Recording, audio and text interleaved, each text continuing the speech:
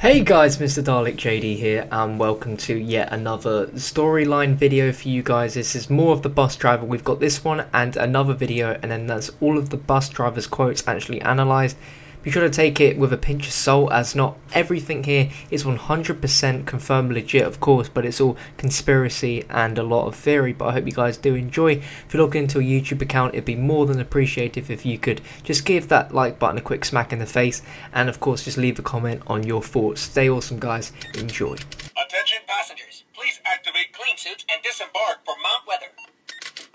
Now, out of all these locations that Ted speaks about, Mount Weather is definitely my most favourite one, and I'm going to go into why just by listening to how cool it is. But anyway, the Mount Weather Emergency Operations Center is a civilian command facility in Virginia, and it's used as the center of the operations for the Federal Emergency Management Agency, and it's also known as the High Point Special Facility. Now, this facility is a major relocation site for the highest level of civilian and military officials in case of natural disaster, playing a major role in the US continuity of government. So essentially, if there's anything as bad as like an earthquake, which literally tears apart most of Virginia, or there's some sort of tsunami or zombie apocalypse, then the highest level of civilian and military officials will be going to Mount Weather to just, chill, basically. Because, shit's going to go down, but they're just going to be chilling. The Mount Weather is the location of a control station for the FEMA National Radio System, which is a high-frequency radio system connecting the most federal public safety agencies and the US military with most of the states. And it's located in the Blue Ridge Mountains, where you have access to the Operations Center via Virginia State Route 601, and the facility is located near Berryville, which is 48 miles from Washington DC. And throughout this, I'm going to have a video playing of Mount Weather inside to show you what is actually inside this place. It's absolutely crazy, some of the stuff that is actually hidden from most of the public. But I don't want any people flaming in the comment section saying, "Oh, why are you showing this? This is top secret government stuff." Well, if it's on YouTube, it's not exactly top secret, is it? We've got stuff like water reservoirs down there. You've got hospitals, you've got crematoriums. It's absolutely mad. And the video states that you could have 200 people living there for about a month. It's crazy. Everyone up for the majestic Mount Rushmore. Now, I'm pretty sure most of you know what Mount Rushmore is, but for that one person that doesn't, the Mount Rushmore National Memorial is a sculpture carved into the granite face of Mount Rushmore in South Dakota. And it's sculpted by Danish-American Gutzon Borglum and his son. On Mount Rushmore, it features 60-foot sculptures of the heads of 4 US presidents. You've got George Washington, Thomas Jefferson, Theodore Roosevelt, and Abraham Lincoln. Now, due to unforeseen vulnerabilities in the granite, Lincoln and Jefferson were moved from the locations in Borglum's original design. Lincoln was relocated to the spot that Borglum had planned to include an 80 by 100 foot inscription in the shape of the Louisiana Purchase. To replace the inscription, Borglum conceived another grand addition to the monument of similar proportions, the Hall of Records. The Hall of Records was to include a grand entrance to an 80 by 100 foot vault carved directly into the granite face of the small canyon behind Lincoln's head. Borglum imagined 800 granite steps leading from his studio to the entrance of the hall. In 1938, Borglum and his crew began to carve this grand hall, where he envisaged the original Declaration of Independence and US Constitution should eventually be stored. But a combination of unexpectedly hard granite, looming war in Europe, and lack of funding conspired against Borglum's last dream, though his plans became more elaborate as his team rushed to complete this work. They reached 70 feet into the granite by the time Borglum unexpectedly died in March of 1941. The monument was deemed complete, and all work shut down on October 31st of the same year. Though Borglum's children tried over the years to renew interest in their father's last dream, it was not until 1998 that the National Park System, together with the Borglum family, put finishing touches on the Hall of Records. A titanium vault was installed in the granite floor of the unfinished hall and filled with 16 porcelain enamel panels that included the United States Constitution and other important historical documents. Now, to be honest, this one's actually pretty hard to relate to zombies, so I tried my best to do that, and I guess you could link this Hall of Records to be a similar way in the bank vault in the town area, as well as the Pack-a-Punch machine. Welcome aboard. Please secure all personal belongings and take your seat. Now departing for the Harp Research Station. Now this one's pretty relevant. So HARP stands for the High Frequency Active Oral Research Program, and it's a research program jointly funded by the US Air Force, the US Navy, University of Alaska, and the Defense Advanced Research Projects Agency. Now built by BAE Advanced Technologies, its purpose is to analyze the ionosphere and investigate the potential for developing ionospheric enhancement technology for radio communications and surveillance. Very, very important. The HARP program operates a major subarctic facility named the Harp Research Station on an Air Force-owned site near Alaska. Now, HARP has been blamed by conspiracy theorists for a range of events, including numerous natural disasters. Various scientists have commented that HARP is an attractive target for conspiracy theorists because, according to computer scientist David Niditch, its purpose seems deeply mysterious to the scientifically uninformed. Now, I'm pretty sure that HARP plays a very, very big role in TranZit when it comes to people being able to speak to you. And when I mean that, I mean the voices and the big pylon. It's all to do with that. So I won't exactly make it obvious for you guys, but if you piece together what I'm saying, I'm sure you can relate how HARP relates to the Tower of Babel Easter egg. If the image on screen wasn't a giveaway already, then just look at what's being transmitted and what is being received. And do you see that in TranZit when you do the Easter egg? Well, them weird looking coloured streams of light have got to mean something, eh? Grand Central Station. End of the line. Grand Central Station.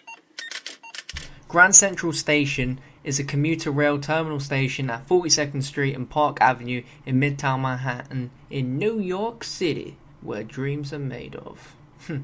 Built by and named for the New York Central Railroad in the heyday of American long-distance passenger rail travel, it is the largest train station in the world by the number of platforms it has, 44, with 67 tracks along them. Very cool. Now, what is interesting, however, is that there is a secret platform which is number 61, which is underneath the actual station. This was only used once to convey President Franklin Roosevelt directly into the Waldorf Astoria Hotel. This platform was part of the original design of the Waldorf Astoria, and it was mentioned in the New York Times in 1929, but was first used by General Pershing in 1938. Now, deeper under Grand Central Terminal is located a secret sub-basement known as M42, containing the AC to DC converters used to supply DC traction current to the terminal. The exact location of M42 is a strictly safeguarded secret. It cannot be found on maps, although it has been viewed on television on such shows as the History Channel and National Geographic Special. The original rotary converters remained in the late 20th century when solid-state ones replaced their job. They remain for the rationale of historical record, and during World War II, if they were incapacitated, military movement on the eastern coastline would have been disrupted. The story goes that any unauthorized person entering the facility during the war risked being shot on sight. What is extremely interesting, however, is about the Redstone missile. So in a 1957 attempt to counteract feelings of insecurity spawned by the Soviet launch of Sputnik, Grand Central's main concourse played host to an American Redstone missile. With no other way to erect the missile, the hull was cut so the rocket could be lifted into place. Historical preservation dictated that this hull remain as a testament to the many uses of the terminal over the years. Bohemian Grove. Put on your hoods and disembark at Bohemian Grove. So this last quote we've got here is about Bohemian Grove, and this one is probably the most deepest out of all of them. It is seriously a very, very long story, so sit back and take all this in. So if you didn't know, Bohemian Grove is a campground located in Bohemian Avenue in California, which is belonging to a private San Francisco-based men's art club known as the Bohemian Club.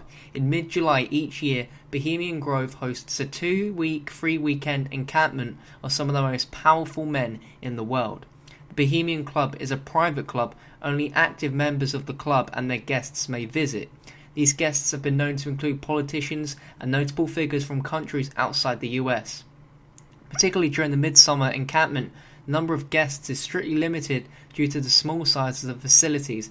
Nevertheless, you can expect up to 2,900 members and guests attending some of the annual encampments. The membership list has included every Republican and some Democratic US president since 1923, many cabinet officials, directors and CEOs of large corporations, including major financial institutions, major military contractors, oil companies, banks, utilities and national media have high-ranking officials as club members or guests. The club motto is "Weaving spiders come not here," which implies that outside concerns and business deals are to be left outside. When gathered in groups, Bohemians usually adhere to the injunction, though discussion of business often occurs between pairs of members. Important political and business deals have been developed at the Grove.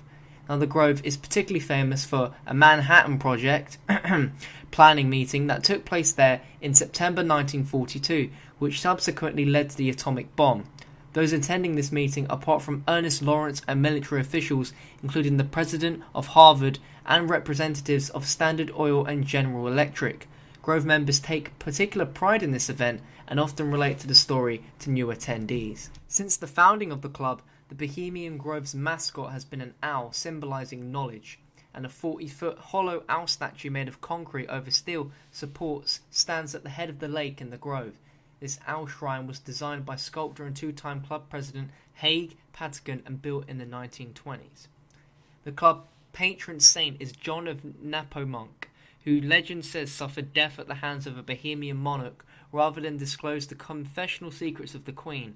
A large wood carving of St. John in cleric robes with his index finger over his lips stands at the shore of the lake in the Grove, symbolizing the secrecy kept by the Grove's attendees throughout its long history. There is seriously so much more to Bohemian Grove than what I'm actually going to tell you, but if I was, it would literally be like a 2-hour long video. It's mad. But again, in the description there's going to be a full-length video showing you all the dark secrets of inside Bohemian Grove. So that's a roundup of all the bus quotes. These videos were a lot longer than I anticipated because they do have a lot of backstory to them, and I really hope you guys enjoyed them and found it informative. If you've subscribed because of these, then I'm very thankful, and we're going to be heading back to TranZit storyline as well. Now we've focused on the bus driver quotes and got them all out the way. I do hope you've enjoyed. If you're new, be sure to subscribe, and do leave me a comment on all your thoughts on all of the quotes. And if you did enjoy it, be sure to give this video a cheeky like rating. Anyway, I'm Mr. Dalek JD, and I'm out.